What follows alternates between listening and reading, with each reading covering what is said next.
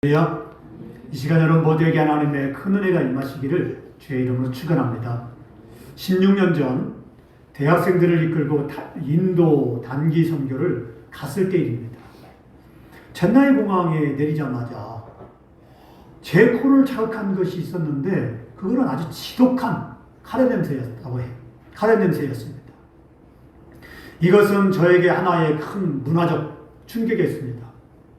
그런데 더 큰 문화적 충격은 인도 사람들이 밥을 먹는데 숟가락이 아닌 이 오른손 세 손가락으로 밥과 카레를 비벼서 먹는 것입니다. 그것도 맛있다고 손가락을 쭉쭉 빨아 먹으면서 밥을 그렇게 먹는 것이었습니다. 같이 간 몇몇 대학생들은 인도 카레를 먹던데 저는 맛도 그렇고 진한 향신료 냄새도 그렇고 도저히 못 먹겠더라고요. 그래도 인도 사람들은 자기들 나름대로 최선을 다해서 손님을 대접한다고 양고기가 섞인 카레를 내놓았는데 안 먹을 수도 없고 그렇다고 먹을 수도 없고 참으로 난처했던 기억이 납니다. 보십시오. 이것이 인도 나름대로의 자기들 문화입니다. 그러면 어떻게 해야 덕을 세울 수 있습니까? 내 입맛에 안 맞아도 맛있게 먹어줘야 됩니다. 이것이 덕을 세우는 것입니다. 그래도 저는 맛있게 또 먹었어요. 그 사람들이 보고 있으니까. 양고기도 싫어하고요. 냄새가 참 고약해요. 하지만 덕을 세우기 위해서 꼭 참고 웃으면서 맛있게 다 먹었습니다. 그것도 저도 손가락을 쪽쪽 빨아가면서. 그랬더니 그 사람들이 옆에서 보고 한박 웃음을 짓더라고요. 외국인들이 그렇게 먹기 쉽지 않거든요. 근데 그렇게 해주니까 덕을 세우는 일이 되었습니다.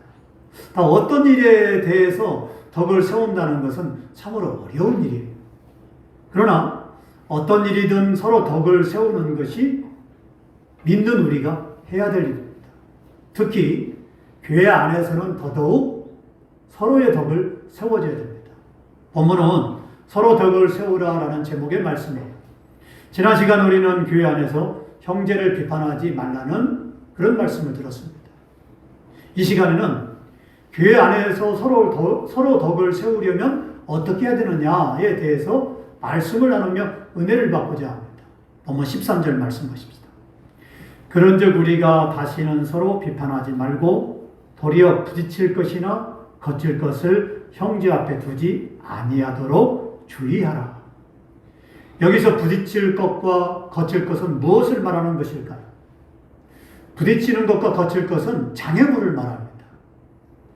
사도 바울은 교회 안에서 형제를 비판하지 말되 어떻게 하라는 것입니까? 부딪힐 것이나 거칠 것을 형제 앞에 두지 않도록 주의하라 라고 말씀하고 있어요. 형제를 비판하지 않는 것에서 한 걸음 더 나아가 형제가 오해하거나 형제의 마음을 상하게 하거나 거칠 것이 있게 하는 것이 있다면 형제 앞에 처음부터 그런 것을 두지 말아라 라고 말씀하고 있습니다. 한마디로 말하면 기분 나쁘게 하는 말은 아예 처음부터 하지 말고 또 기분 나쁘게 할 만한 행동도 아예 처음부터 하지 말아라. 또 어떤 것에 대해서 오해하거나 마음을 상하게 하는 것이 있다면 아예 처음부터 하지 말아라 하는 것이에요. 그런 것이 있습니다. 우리가 어떤 문제에 대해서 마음이 상하고 기분이 나쁘면 뿡 하고 있다가 다른 사람에게 그것을 말하는 경우가 있어요. 자, 그렇게 이 사람 저 사람에게 이야기를 하다 보면 어느새 그 이야기가 당사자의 귀에까지 흘러들어가게 됩니다. 그러면 어떻게 되겠습니까?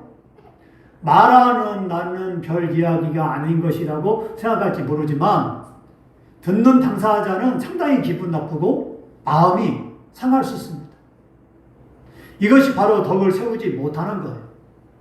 또 부부간에도 어떤 안 좋은 일이 있을 수 있습니다. 이 문제를 가지고 이 사람 저 사람 찾아가서 말을 합니다. 차라리 남편이나 아내에게 솔직하게 나는 이래서 저래서 마음이 상하고 좋지 않다. 앞으로는 이렇게 해주고 저렇게 해줬으면 부부 생활에 더 좋고 행복해질 것 같다. 라고 부부간의 이야기를 해야 돼요. 자, 이것이 옳은 것입니다.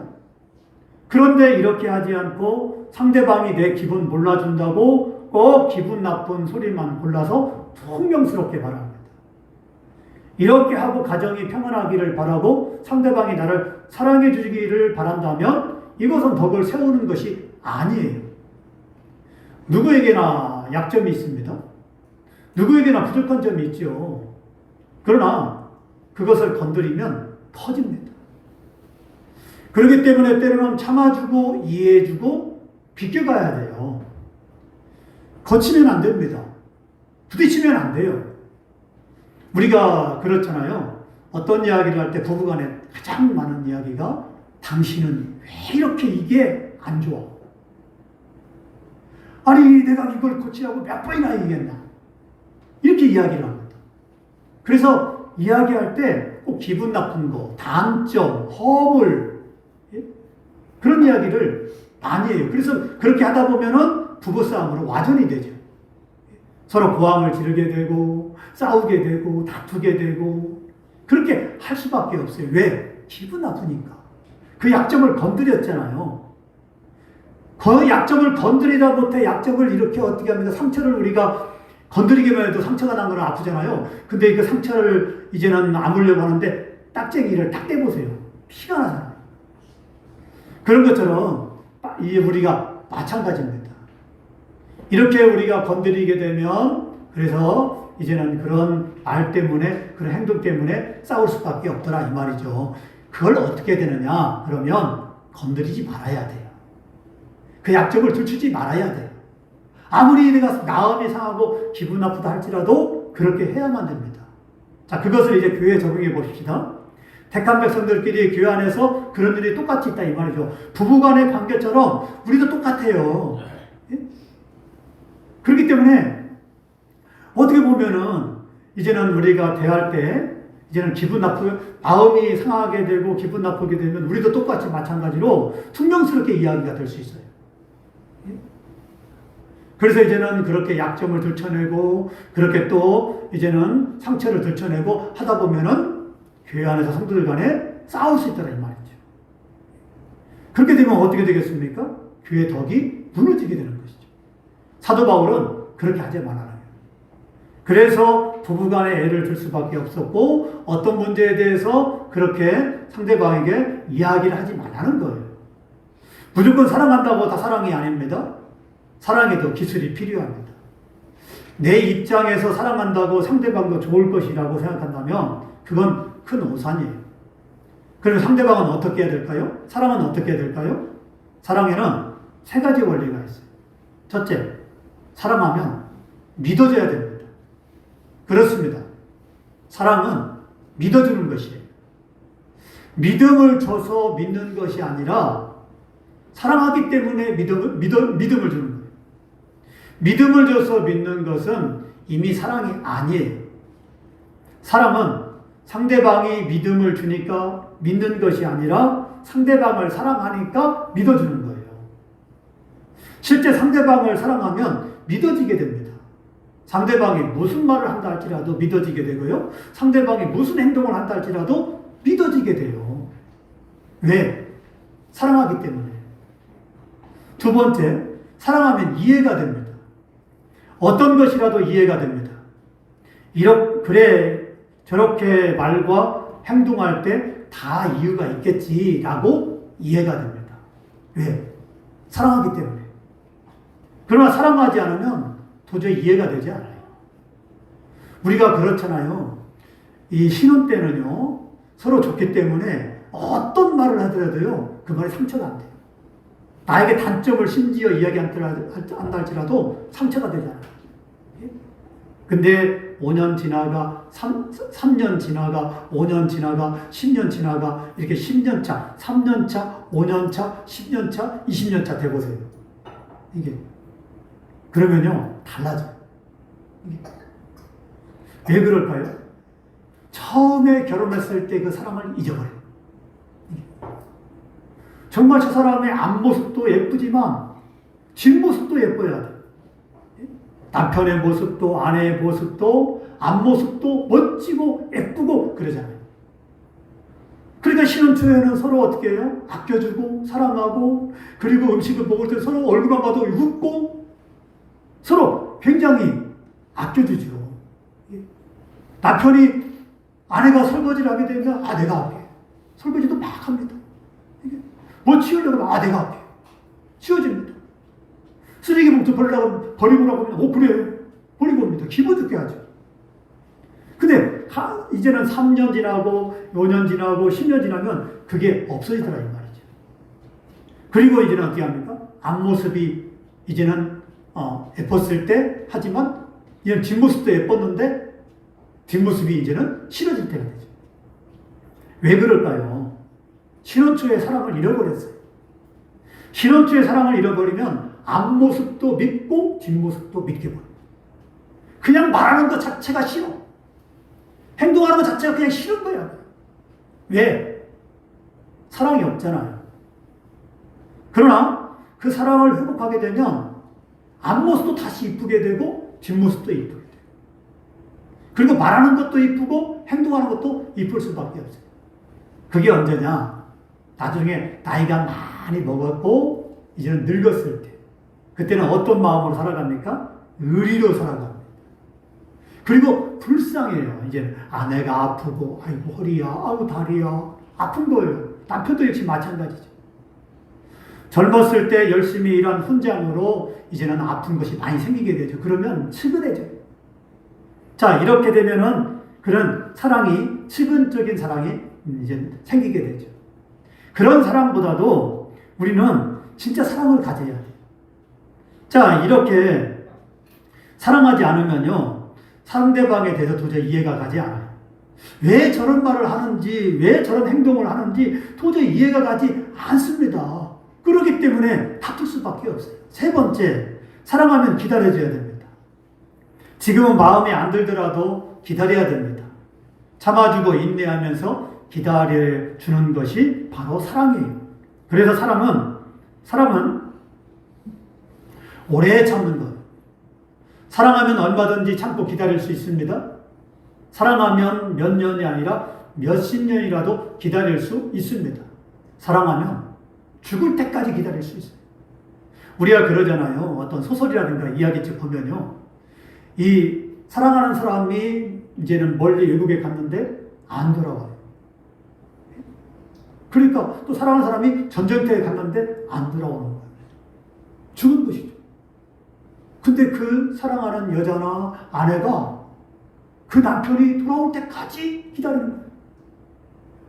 달마다 나가서 이제는 목이 빠지라고 기다리다가 방구석이 되고 돌이 되어버린 거예요. 그런 우리가 이제는 여러 가지 이야기를 들을 수가 있잖아요. 그런 것처럼 정말 사랑하면 내가 죽을 때까지 기다릴 수 있어요. 그런데 기다리지 못하고 당장 무엇을 결정하려 한다면 그것은 이미 사랑이 아니에요. 사랑이라는 건 기다려주는 거예요. 당장 내가 화가 나기 때문에, 당장 이해를 하지 못하기 때문에 내가 말을 하는 것이 아니라 기다려주는 거예요. 그 사람이 변화될 때까지. 그 사람이 나를 이해해 줄 때까지. 한 사람이 기다려주게 되면은 우리는 더 이상 다툼이나 싸움이 벌어지지 않습니다. 자, 답답하더라도 묵묵히 기다려주는 것, 바로 이것이 사랑이에요. 우리는 교회 안에 형제에 대해서 이런 사랑이 있어야 됩니다. 할렐루야.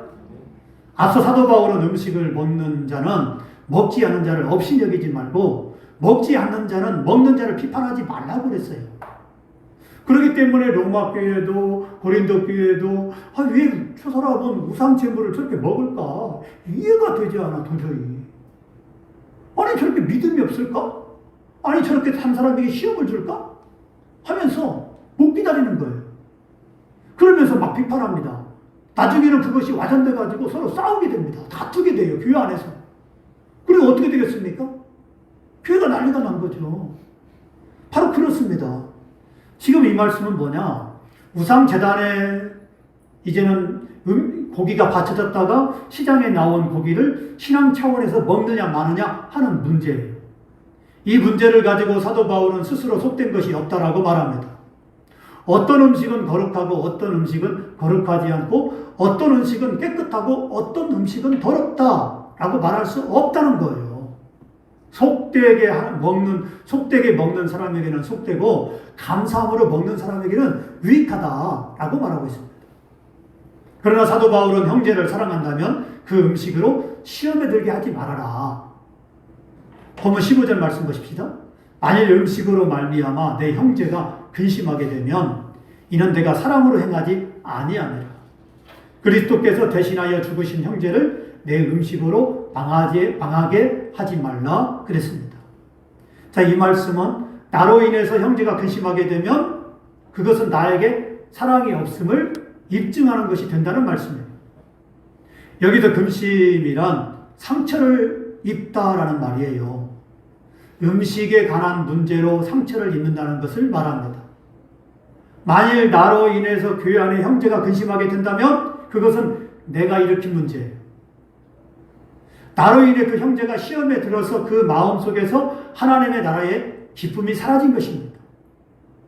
이것이 얼마나 잔인한 행동입니까? 이것은 사랑이 없는 결과죠. 혹시 나로 인해서 시험에 든 형제가 있습니까? 나로 인해서 내 행동 때문에, 내 결정 때문에 누군가 밤잠을 자지 못하고 그렇게 시험에 들어서 그런 어려움에 처해 있다면 여러분은 이미 그리스도의 사랑을 잃어버린 거예요. 그렇다면 우리는 회개해야 됩니다. 내 입 가지고 내가 말하는데, 내 돈 가지고 내가 쓰는데 뭔 참견이냐 한다면 그 사람은 스스로 그리스도인임을 포기하는 것입니다. 만일 형제의 약한 양심을 상하게 하여 시험에 들게 한다면 그 사람은 그리스도에게 죄를 짓는 것입니다. 우리는 무엇으로도 그리스도께 대신하여 죽으신 형제를 망하게 해서는 안 됩니다. 우리가 이렇게 향한 이유는 주께서 그 형제를 십자가에 죽기까지 사랑하셨고 지금도 사랑하고 계시기 때문에 그래요. 이어서 사도 바울은 이렇게 말씀합니다. 본문 16절 말씀에 그러므로 우리의 선한 것이 비방을 받지 않게 하라. 이 말씀은 음식으로 형제에게 시험에 들게 하거나 비방을 받지 않도록 하는 것입니다. 그래서 사도 바울은 이렇게 선언했습니다. 고린도전서 8장 13절 말씀에 그러므로 만일 음식이 내 형제를 실족하게 한다면 나는 영원히 고기를 먹지 아니하여 내 형제를 실족하지 않게 하리라 그랬어요. 이것으로 볼 때 우리는 아무리 선한 것이라도 그것은 교회 공동체 전체의 덕과 화평을 염두에 두고 행해야 됩니다. 아무리 좋은 계획과 헌신과 봉사를 할지라도 만일 그것으로 누군가 시험에 들고 비방거리가 된다면 우리는 덕을 세우기 위해서 그 계획을 다음으로 연기하거나 헌신이나 봉사도 거기서 그쳐야 됩니다. 모든 것은 덕을 세우기 위해서 해야 됩니다. 사도 바울은 결론적으로 이렇게 말씀합니다. 본문 17절 말씀 보십시다. 하나님의 나라는 먹는 것과 마시는 것이 아니요 오직 성령 안에 있는 의와 평강과 희락이라.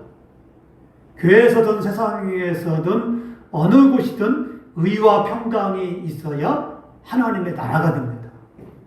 잘 먹고 잘 사는데 의와 평강과 희락이 빠져 있다면 그것은 하나님 나라가 될 수 없어요.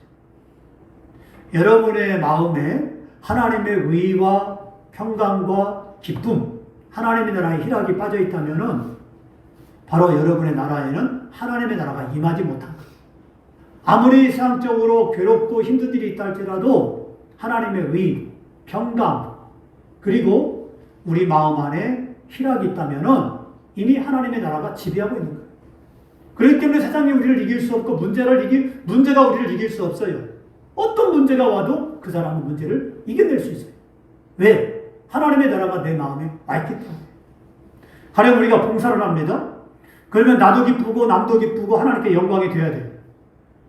나도 기쁘고 남도 기쁘고 하나님께 영광이 돼야 됩니다. 만일 나는 기쁘고 남도 기쁜데 하나님께 영광이 안 된다면 그것은 잘못된 거예요. 어떤 일이든 어떤 봉사든 어떤 헌신이든 모두에게 화목이 되고 모두에게 기쁨이 되고 하나님께도 영광이 되어야만 그것이 하나님의 나라가 되는 것입니다. 할렐루야. 자, 우리가 이렇게 하면 어떤 결과를 가져옵니까? 본문 18절 말씀 보십시다. 이로써 그리스도를 섬기는 자는 하나님을 기쁘시게 하며 사람에게도 칭찬을 받느니라. 이것은 너무나 당연한 결과예요. 마태복음 15장에 보면 예수님이 갈릴리 호숫가에서 말 못하는 사람, 장애인, 듣지 못하는 사람, 걷지 못하는 사람, 맹인을 고쳐주었습니다. 그랬더니 사람들이 놀랍게 여겨서 하나님께 영광을 돌렸어요. 덕이란 바로 이런 거예요. 나도 기쁘고 남도 기쁘고 하나님께 영광을 돌리고 하나님께 영광이 되고, 그러므로 우리는 교회 안에서 형제에 대해서 화평의 일과 덕을 세우는데 힘써야 되는데, 나도 기쁘고 너도 기쁘고 하나님께 영광이 되도록 그렇게 화평하는 일에 힘써야 됩니다. 사랑하는 성도 여러분, 덕은 서로 세워야 덕이 되는 것입니다. 나 혼자 덕을 세운다고 덕이 되는 게 아니에요. 나도 기쁘고 남도 기쁘고 하나님께 영광이 될 때 그게 덕을 세우는 거예요. 조금 시간이 걸리더라도, 조금 더디더라도 사랑으로 믿어주고 이해해주고 기다려줘야 됩니다. 그러므로 화평 가운데 덕을 세우며 복된 삶을 살아가는 저와 여러분 되기를 주의 이름으로 축원합니다.